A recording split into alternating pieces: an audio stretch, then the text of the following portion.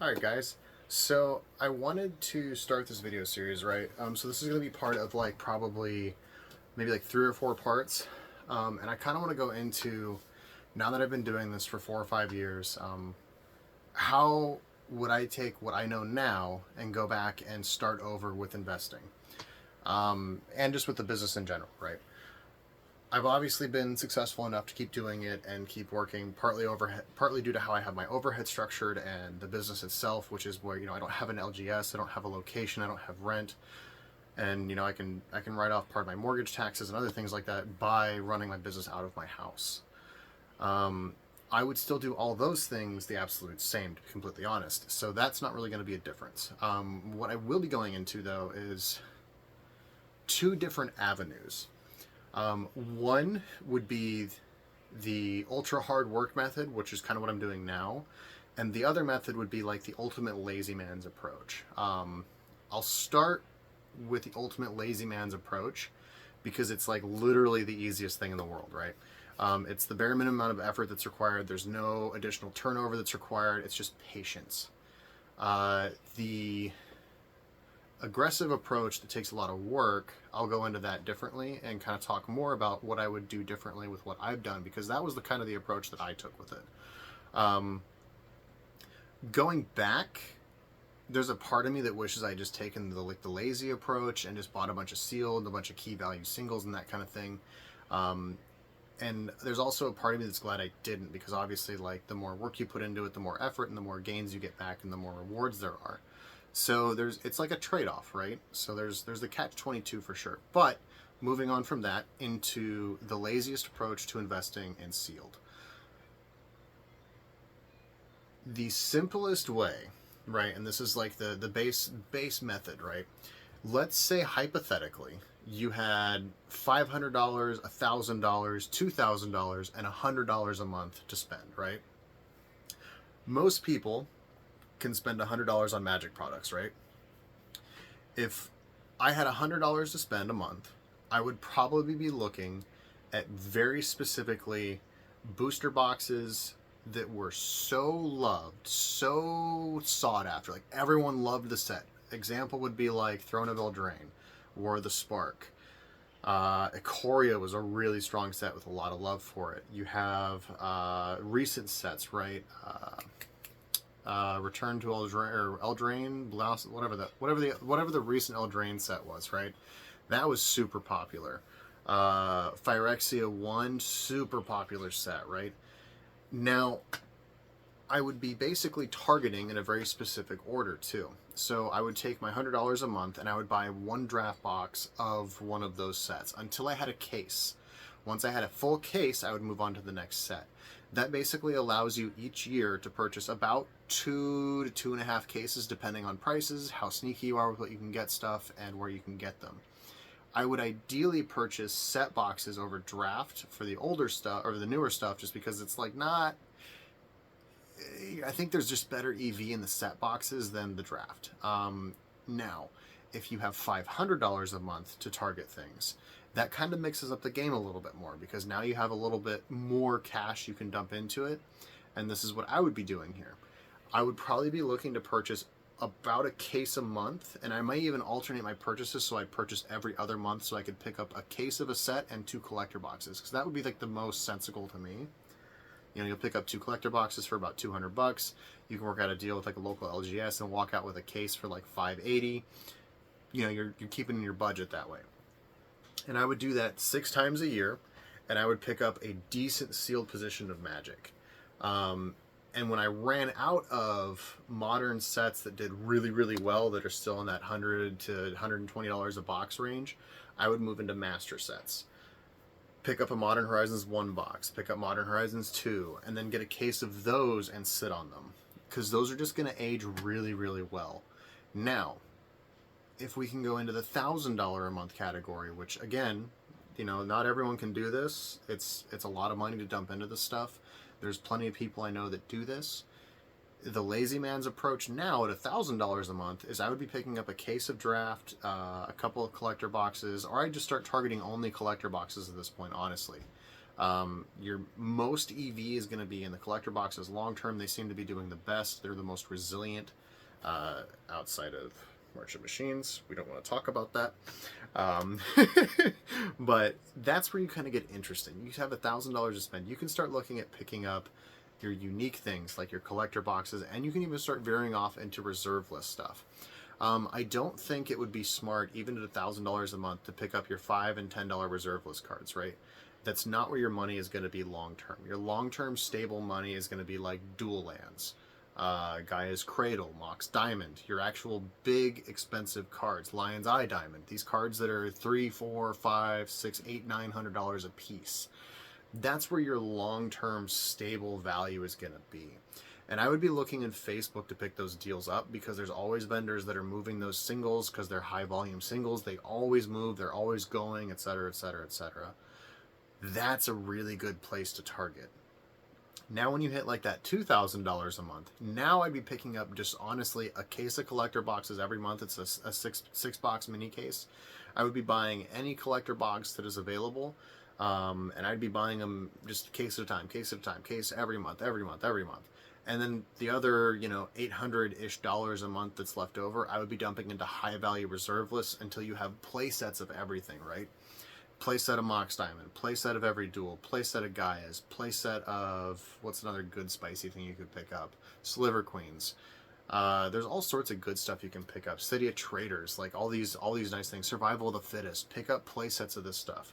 Once you've completed that after probably about 2 to 3 years, and again, you're going to be keeping up with all the sets throughout this time, you're going to get a lot of that reserve list built out after about 2 years.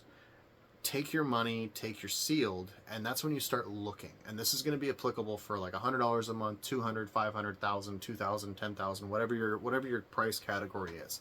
About 2 years is when you're going to want to look at shifting and moving your stuff around. If a box is up 20%, it doesn't make sense to sell yet. If a box is up 40 or 50%, now you have an argument you can make, because now you can go down to an LGS and you can trade in a box, brand new one, for a box and a half. I would still probably wait about 3 to 4 years before I really started like looking to trade in like that kind of stuff.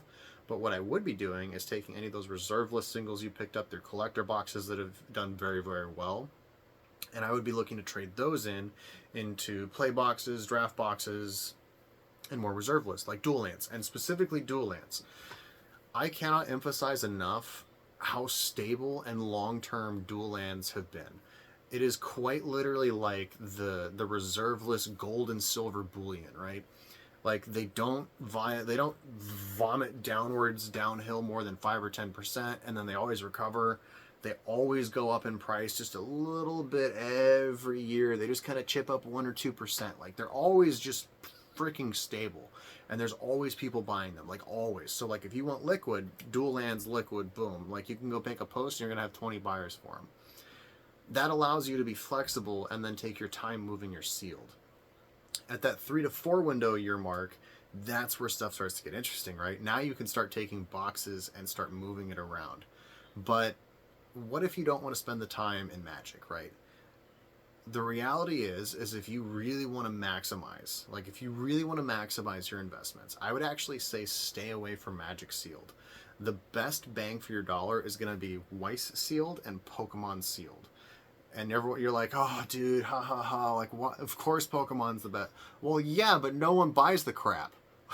Like, I just bought another case. It's in my corner over here. I just put another one in my closet. Pokemon is so ridiculously stable, and Weiss is so ridiculously stable and predictable, it's absurd. Let's use Weiss as an example, right? $100 a month. You can quite literally, are you ready for this? And you can go do this with any set, even right now. Find a set that's like 6 to 12 months old. Go buy 2 boxes for $50. I'm not even kidding you. 50 to even 45 to 50, right? That set in 18 months will retrace, roughly 18 to 24 months, will retrace from 50 back to 80. Every Weiss set does this. The market is so freaking stable and so consistent These people just come in, they buy a couple boxes, they buy a couple boxes, they buy a couple boxes, and it's stable. They love to open Weiss, and it's cheap too, which is great. So they keep coming back, and they keep opening and keep opening and keep opening and keep opening. Weiss Schwarz does not overprint their products. There's not a bajillion boxes of every set floating around. Like, there just isn't. There is a very set number of them. They're very strict in their printing. And because of that, their market cycles are incredibly stable. Every once in a while, there's like a psychotic outlier, like a Gerlain. I sold my first case for $22.50. I paid for 2.5 cases, so I'm only in like those 3 cases for $600 maybe. And those are like moments when you see that happen, you have to move, list it, and go, right? And I did, and I had it listed. I left it at $22.50, and I said if it sells, it sells. It's sold, and I'm super happy about that. My cost basis on the other 3 cases now is, nothing. It's great. But I did this with a lot of Weiss sets. I did it with Nazarick. I did it with Is It Wrong to Pick Up Chicks in a Dungeon? I did it with... there was Rent a Girlfriend, I think I have some of. I did it with Tokyo Revengers. I did it with... Oh, Lord. I did it smaller scale with 7 Deadly Sins. What was a new Hollow Live? I did it with that. I paid crazy money on all these sets. I just waited 18 to 24 months, sold it, and made almost 2x my money, and then I went and bought more Weiss with it. And that's the key here. This system does super well if you take your money and you leave it in it, right? If you're always building that portfolio out, you want to build your portfolio out over and over and over again. And I can't stress enough, if you're taking the lazy approach, you need to have Pokemon sealed. Like, even if you don't want to do Wise or Magic, you need to have Pokemon sealed. Pokemon is the largest TCG market in the world next to probably sports cards, and sports cards is split amongst like baseball, basketball, football. There's like a lot of things, but sports cards is obviously the biggest, but we're not touching that because I don't care. Pokemon is, though, for the TCG world, for the trading collectible card game, for the nerds and the gamers and the fun people, that is the monster. There is not a single Pokemon set in the history of Pokemon. If you wait 3 to 5 years, you will not at least 40 to 50% your money. Chilling Reign. Oh my god, it's just trash set. It's been printed to oblivion. I bought Chilling Reign at $85 a box. I bought it in 2022. It's over 200 now. Still have it. Vivid Voltage. Did the same thing. Bought it at like 90 a box. I think it's like 140. Brilliant Stars, I paid like 112, 120, I think. It's like 180. Fusion Strike, paid 85. It's $200 a box. Just spiked up all crazy like. Battle Styles, I did the same thing. $75 a box. It's like 150 now or something crazy. All of these sets have done this in less than 3 years. Pokemon is so freaking stable. Like, honestly, if you want like the bare minimum, buy a booster box of Pokemon every time you can and just throw that crap in the closet and forget about it. That is like the true bare minimum, like the laziest possible approach. But it comes down to having a really strong diversification of sealed, right? If you've hit all your niche marks of Magic sealed, you should expand into Pokemon. If you've hit all your Pokemon sets, you need to hit into Wise. And if you've hit all your stuff in Wise, maybe look at like Flesh and Blood or, Sorcery, or like another set that like, it's not in the big 3. Personally, I don't do much with Yu-Gi-Oh! I think there's an argument to be made about first edition booster boxes in Yu-Gi-Oh! People have tried to tell me that they're like super investable and they go up all the time eventually. I think that's true, but Konami has a really bad reprint policy with stuff, so it kind of for me just is a big turnoff. It's like worse than Magic's policy on reprints, which is kind of impressive. But that kind of gets to the lazy man's approach to sealed, right? Just fixing a pile of cards was bothering me. The end of the day is that this method, you're going to be looking at a 3 to 5 year cycle, right? $100 put in 3 years ago will turn into about 150 to 200. 5 years, get another 20-30% on top of that. That is like the bare lazy minimum approach required.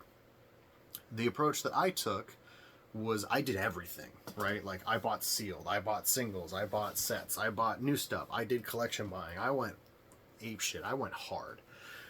Not everyone has the time, the motivation, the willingness, or the drive to do that, and that's okay, and that's very okay.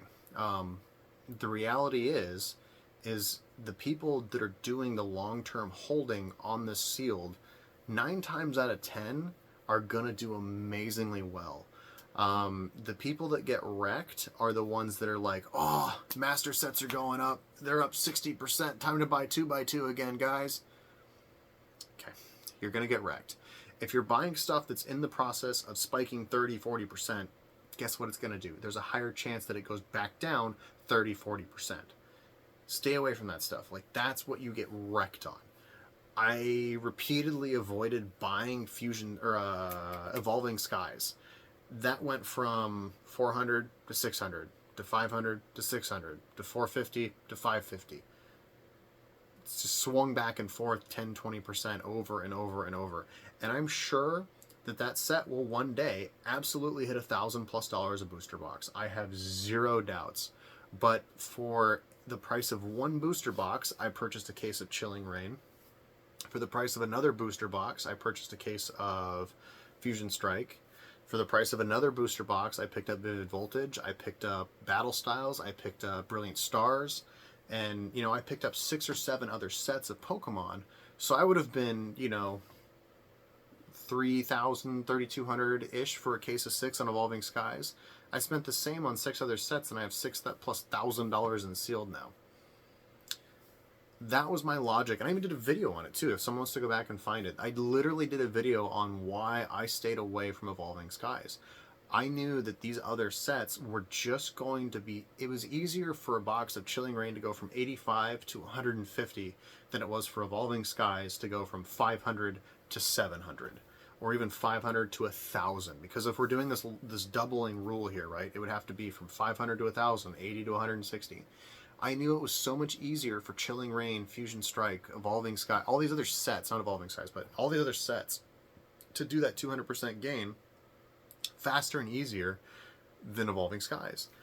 So for Pokemon, like, that big swing is from that $500-700 range to that $1,000+. It is really hard for a Pokemon set to break past that $1,000 mark and really start doing that big climb. Once it does, it's done. I will probably this year at some point, depending on how the deals go and how things go in my cash flow, I will probably finally purchase a case of Evolving Skies.